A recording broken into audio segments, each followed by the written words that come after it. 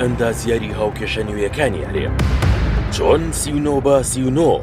دەبێتە خاڵی یەکلاییکەرەوەی حکوومەتی نوێ لە کاتێکدا ئێستا هەرێمی کوردستان پڕە لە کێبڕچە و هاوکێشەی سیاسی ئاڵۆز بە تایبەت لە دوای هەڵبژاردنەکان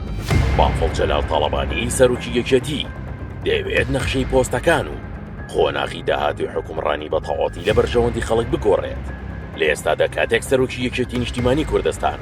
لە کۆڕ و کۆبوونەوەکاندا لێدوانێک دەدات لایەنە سیاسیەکانی هەرێم و تەنانەت عێراقیش وەک نەخشە ڕێگایەکیان هۆشدارێکی جدی لێ دەڕوان و خوێندنەوەی وردی بۆ دەکەن ئەم زمانە بڕیاردەرە لە خۆڕا دروست نەبووە باڵکو و دەرەنجامی زنجیرەیەک سەرکەوتنی پێشتریەتی کە ئێستا دەیەوێت هەمان مۆدێل لە هەولێرش جێبەجێ بکات وڵاتە گەورەکانی ئەمریکا و ئەوروپا و رووسیا و سین و وڵاتە دراوسێکانمان وەکو ئێران وڵاتە عەرەبیەکان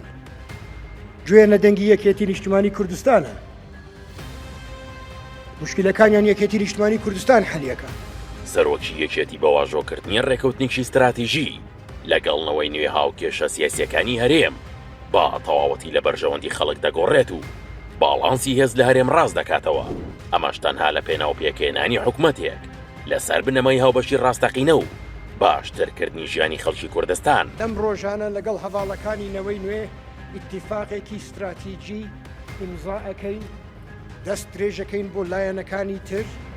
بۆ بەڕاستی گۆڕینی ژیانی هاوڵاتی کورد لە کوردستان شیکەرەوە سیاسیەکان ئاماژە بۆ دەکەن کە هێزی باڵفڵ تاڵەبانی لە پرۆسی پێکەنانی حکوومەتی داهاتوودا لەوەدایە کە زمانیشی ڕوون کورد بەڕوو بێ پەردە بەکاردێنێت ئەو زۆر بەڕوونی مەرجی یەکێتی بۆ بەشداریکردن لە کابینەی نوێ خستە ڕووکاتێک